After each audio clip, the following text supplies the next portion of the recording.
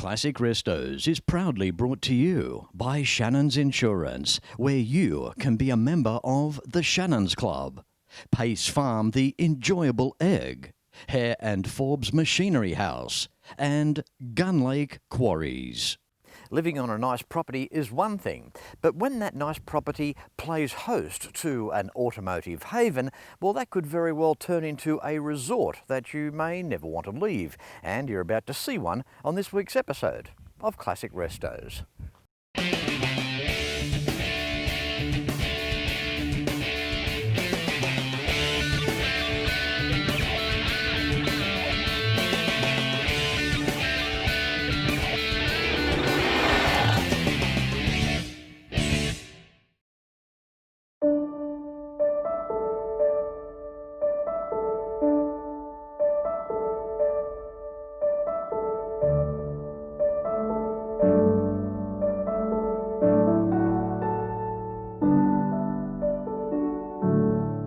Nestled away on 5 glorious acres near Albury, New South Wales, resides Graeme and his wife Bernice.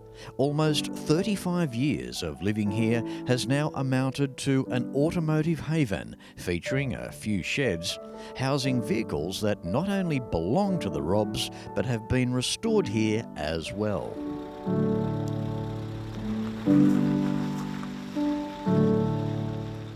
From a humble garage housing an immaculate A-model alongside a sporty little Bugeye, Graeme's upholstery setup is also close nearby. Then there's the Mustang Stable, where these two Stangs have taken permanent residency here, being with the family now for decades. And down the back, of course, the workshop. This is the heart of the nerve centre where Graeme's restorations and/or repairs take place.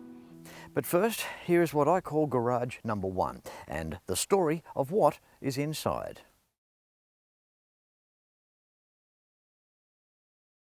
Yeah, well, the A model, I've sort of always liked the little A models. I had the parts for a good number of years for that little green little machine. But I eventually, well, back in the 70s, it was always going to be a hot rod, because back in the 70s I was hot rod mode. But as I got older, still had most of the parts, and decided, yeah, it was time to do that car. It was, yeah, I had the bits long enough and decided to do it. I think it's turned out quite nice. I like driving. It's pretty slow.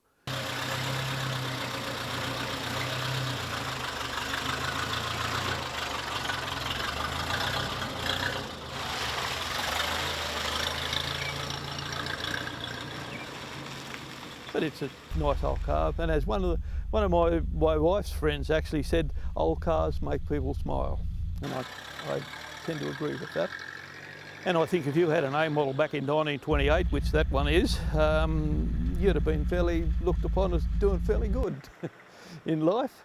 But yeah, that I sort of, well, I do my own sandblasting, and right from scratch, every nut and bolt was sort of taken right back to nitty gritty. And a few new bits and pieces here and there, but all the panels were repaired by me, because I've said I'm a panel beater painter, and that part comes normally to me. I get the internals of my motor and gearbox and things like that done by other professionals, because I've always had somebody, a good friend or associate, want something done in the panel painting line, and we've sort of traded work. It's naturally a green, as you can see, but it's a colour that I mixed up myself. I had an old F100 a good few years ago now, and I painted it green, and a different one said, oh, I like that green, what's the colour? Well, there's no name for that colour. It was just a mixture I mixed up, and I painted the old F100 that colour and liked it so much that I painted the little A model green.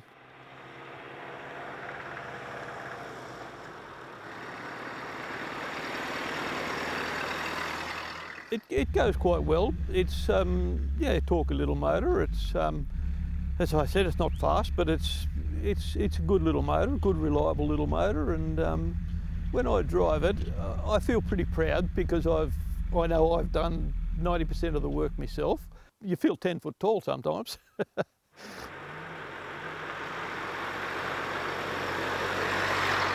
It sort of goes back a long way with the A model parts.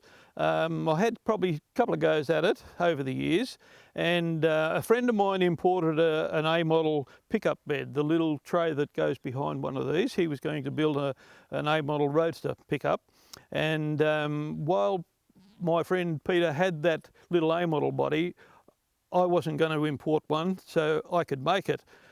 So what I did, I copied every measurement, every distance of every rivet on that little tub section, even made the imprint of Ford in the back tailgate. So that was, I was pretty happy with doing that. And that was sort of a fair while back, but it got shelved to a later date when I did the whole thing. Over the years, I had a good mate that was an upholsterer, but you could never get him to do anything for you, like friends in business. They never had time to help their friends. So I had a passion that I wanted to do it myself. And I went to an old guy that used to be he was a professional trimmer at Blacklocks in Albury, which is a long time motoring house in Albury. He sort of said to me, yeah, well, bring along whatever you want to do and I'll show you how to do it. So I used to knock off work in the middle of every Monday afternoon and go up to Laurie. And over the years I progressed and could do bucket seats, all that sort of thing. And I've done all the trim in the little A model. Little Bugeye behind me here, I bought it in 1966. It was a week after we changed to Australia, changed to decimal currency. Because when it was advertised, you had to think to yourself, is that a dear car or is that a cheap car? Because every dollar and cent was twice the price of a dollar, sort of thing. Courted my wife in it, which brought around to putting a boot lid in it, because I used to take my tools home every night, and of course I couldn't fit my tools and my girlfriend at that stage in the car, so being a panel beater, I cut a hole in the back and made a boot lid. Then when I was about a fourth year apprentice, the old rag top sort of thing was probably in quite good nick, but I liked a hard top, so I think I was about a fourth year apprentice and made a steel hard top for it. Yeah, well, the shed that houses these two little cars, it hasn't been here all that long, probably 4, maybe 5 years. My wife always wanted a barn, so yeah, we decided, have a barn. When she said I could put another couple of cars in it, that sounded good. Graeme, I have to say, beautiful property. This is just glorious. And to have a driveway linking one shed to another shed, that's just magnificent. Well, careful, mind yourself on this cattle grid. Fletch, I'm always careful of this cattle grid. Yeah, well, I wouldn't be silly enough not to be careful either, Graeme. Oh.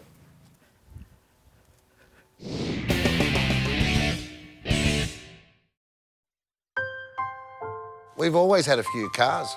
They're all special. The T-Bird. Oh, that's mine. The Combi for when we want to get away. The XR8. It's going to be a classic. They're all insured with Shannons, We've also got Shannons home and contents cover. which helps protect our automotive collectibles, tools and memorabilia in the home and garage. If you're motoring enthusiasts like us, it's got to be. Shannons. Shannons, insurance for motoring enthusiasts. Call 13 46 46 for a quote. Hare and Forbes Machinery House has been family owned and operated for over 85 years, and it's easy to see why. Planning on welding? Look at these welding tables and clamps, air compressors and different air tools, sandblasting cabinets, through to spray guns. Everyone is welcome at Machinery House. There are competitive freight rates around Australia, and you can buy online at machineryhouse.com.au. So remember, Hare and Forbes has the range.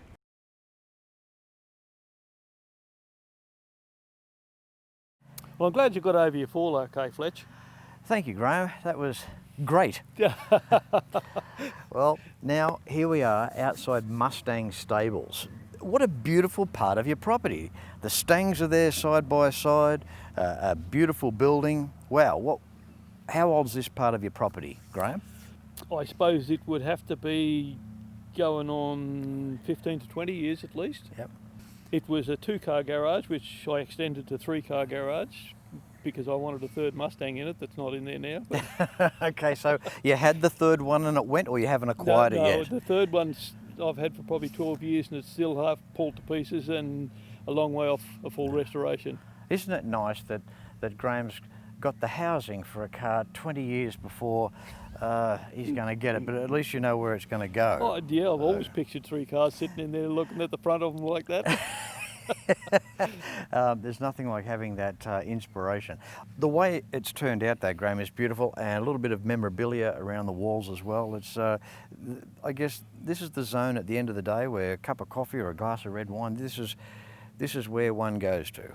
Usually when I've got another car sitting in there, in that vacant spot, there's not a real lot of room, but we do have some friends around. We have a bonfire and we open that up, and it's a good place.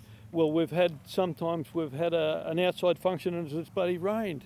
So we open the doors, turn the lights on, and everybody's dry. Yeah. Now behind us, 1965 Mustang. What a great looking car. What's the history here? Well, I suppose they brought out the Mustang and it was a pretty popular sort of a car. This is a little 260 motor. Oh, 260. They brought out the 200 Pursuit in a 6-cylinder, 289 and a 260. Yeah. And They come out in the compact Fairlanes too. yeah, the early compact Fairlane had a 221 in it. Well, I like this little convertible. It's I always wanted a convertible after I had the old Coupe, which I've had for since about 79, forget how many years that is. I always wanted a convertible. And then I suppose when I got the convertible, I always wanted a fastback. I would like to see the 3 body styles in the 65 in my garage, but as that's not happening yet. But at least you've got the space for it. Yeah, that's right. I got it's reserved. Look, Mustangs have always gone down that road, particularly the 60s and 70s, where they were driven hard. They were performance cars. There were a lot were thrashed, a lot were crashed. To see these 2 examples here that you've had for so long in such good order, even the interiors of these cars, Graeme, absolutely beautiful. Yeah, well, I had a friend do the upholstery in the red one because I never did my own upholstery back then. But in the white one, I did all the upholstery in it, not the soft top. It was a bought article from the States.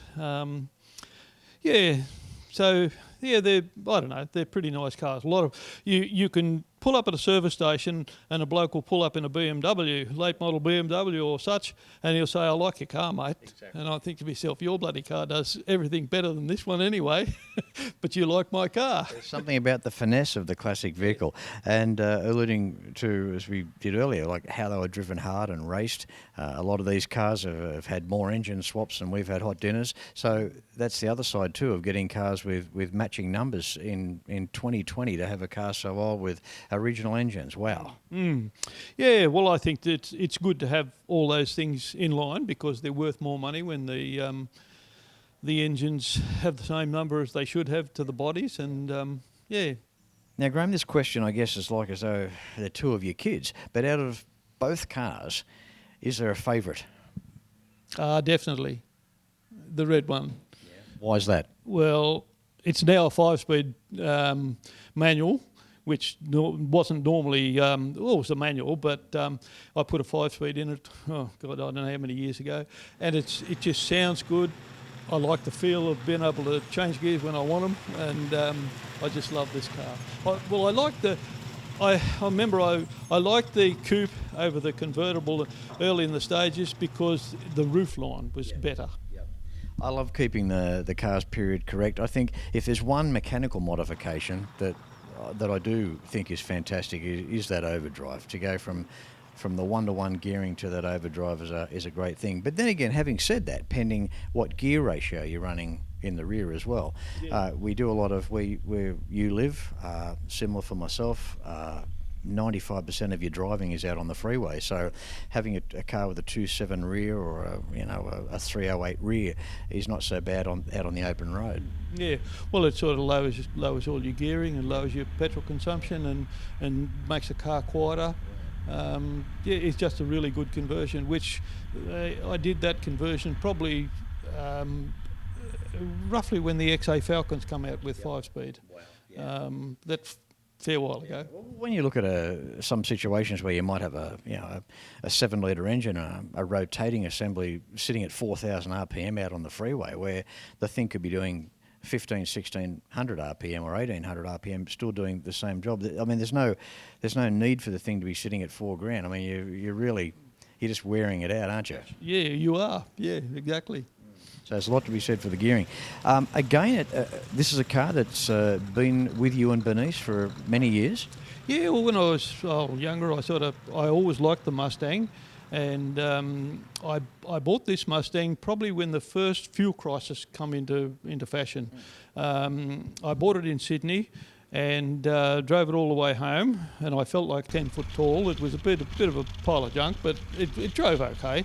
I remember going for a test drive in it. The guy that owned it, it had a top loader 4-speed gearbox in it, which the linkages got jammed up, and I was very much doubted whether I'd buy it, but it was the best one I could find at a reasonable price. Yep. Because we went to the Sydney Hot Rod Show, yep. And I went around a few of the different places looking for a Mustang, and this is the one I come home with. I think Mustangs are one classic car. They're almost an education onto their own. There are so many different combinations of Mustangs. When you look at interiors, dashboards, the mechanical side, the drive lines, wow. There was just so much to offer. Yeah, well, I think Mustang led the way with optional extras when they were brand new. There was heaps of extras, vinyl tops, disc brakes, as I said before, with engine sizes, pony trim. Yeah, they were just endless, as you said, the amount of options you could get. Unbelievable stuff. Now stick around, because after the break we return and we're going to have a little look inside Graeme's workshop.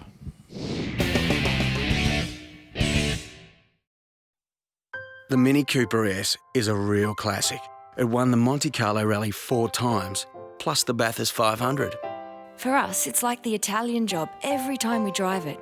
You know, Michael Caine racing through the streets of Turin. The good thing is, Shannons really understand our passion. That's why Shannons insure our classic, our daily drive, and now even our home. Call Shannons on 13 46 46. Shannons, insurance for motoring enthusiasts. If you drive a classic or you're in the middle of restoring one, make sure that it is insured with Shannons. Why not pick up the phone and give Shannons a call for a quote and a chat on 134646. And keep in mind that the Shannons Club is awaiting you. For more information, visit shannons.com.au.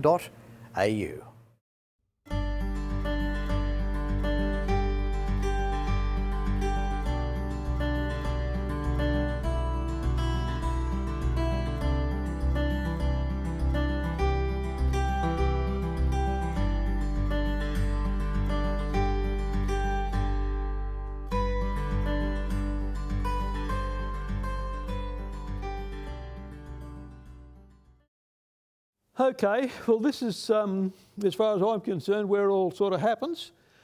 I spend probably too much time down here, according to my wife. And up until a few years ago, I used to spend quite a few hours down here of a night time. You'd come down after tea and you'd go up home inside at 10 o'clock, and that was the time I would do my own stuff. Whereas during the day, I had jobs to do, restoration work on other people's cars. Probably only had, I would say 6 customers per year, which was great. Not like the workshop days where you'd have 6 bloody customers in a day or a week sort of thing. And I did old sports cars, hot rod work. I suppose more or less you would say specialised sheet metal work. And painting. I always pride myself on doing good paint jobs. So yeah, the things like that kept me very busy, and I enjoyed it. It was really good, and I made a few bucks out of it and helped other people. But in the last, probably the last 3 years, I've decided to call quits to everybody else's work. I still have people ask me, "Are you still doing a bit of panel beating out there?" No. I just decided it was my time now. I've always liked the automobiles, the old ones, and So it's just grown part of me, and my hobby all my life has been what I did for work, and I've enjoyed it. I hope I continue to enjoy it for as long as I can walk around. Yeah, well, really what this workshop really means to me is not a sense of freedom, but a sense of just being able to accomplish something. I like to work on my own. I can work with others, have done for years, but I can put up with my own company. I work alone and I enjoy it, get something done, where sometimes you'll go to a bloke's workshops and you'll sit down and have a beer, and by the time I was ready to go home, you've done nothing. I don't mind a beer either, of course. But when I come down to my workshop, I like to work. Different people said to me, "Oh, it's too bloody cold down there. You need a heater." Well, I just tell them you've got to work faster to keep warm. The little one on the hoist is, it's a 28A model, the same as my little green car, only this is a two-door, what they term as a Tudor. I think a bit of slang words in the USA, it was supposed to be a two-door, but I think it got changed to a Tudor somewhere along the line. But anyway, yeah, I've done all the body, all except the two front mudguards actually. I've got one there that I've got underway. The rest of the car is all ready to paint. All the guards, mudguards, petrol tank, scuttle, doors. Doors are all painted on the inside. And I've painted the little sun visor that goes on the A model, I painted it yellow, and the little apron panel black, which I wanted to see what the bright yellow looked like up against the real black. And I'm pretty sure it looks pretty good. As long as people don't think it's a black and yellow taxi, I'll be right. Now, I've always liked the old main lines, and at that particular stage when I started that, God, I don't know what year it was now, probably 15, 18 years ago, I was doing a fair bit of towing with my tandem trailer because I would move cars about for different ones and drag things home and so forth. So I wanted a bigger, tougher sort of ute. So that was about the time my daughter bloody rolled her car and wanted another car on the road. So you know what you do with your kids, you fix them up another bloody car. And that paid to the old main line. And that brought about another story. There was a couple of my mates wanted me to go to the States for a sort of a looking, buying, whatever car trip. There was 3 of us went and we brought back 6 cars. I brought back a little Bugeyed Sprite, which I got for next to nothing, 68 Mustang and a 66 Mustang. But I done the little Bugeye up and sold it for a really good price. The 68 Fastback, I got a really good price for it. And mind you, I was doing these after hours to make a spare quid. So the third one, the 66, I just put the second-hand panels on it, and it looked like a bit of a Chinese checker sort of thing. It was a bit of different colour here and there. I sold it as it was. I'd just done enough. Yeah, well, I suppose over the years I've gained some tools and equipment, and it's like the guillotine, the swaging machines, the little one up there on the bench behind me, made a floor for me little army trailer which had to have a certain profile in it. And the wheeling machine I bought from the tech school when they closed it down. Probably not as proficient as I would like to be on that wheeling machine, because that's another story. But yeah, I've used it to make patch panels and things like that. But yeah, I've gained the tools over a period of time. As I say, when I made that little pickup bed for the A model green little car, I went to the tech school at night, some of their journeyman's courses, to use the machinery, because I didn't have it at that stage. It's something I've gathered up, the tools and equipment, over the years. This is probably my therapy, to come down here, bit of relaxing time. I work here, but it's still relaxing. Some nights or some mornings, I can't wait to get down here to finish off what I was doing that day before. So it is a bit of therapy, and it's a bit of a man cave. Just got time to think, and I enjoy it. It's just how I live. Well, I'm glad Classic Restos have been here. I'm glad to share it with you, and I've enjoyed the day. Well, there you go. I hope you've really enjoyed this week's episode of Classic Restos. How cool is this bloke's place? Just a little around the property belonging to Graeme and Bernice, featuring their eclectic collection on this week's episode of Classic Restos. And until next week, no matter where you're watching the show from, please ride and drive safe. I'm Fletch, and I thank you very much for watching.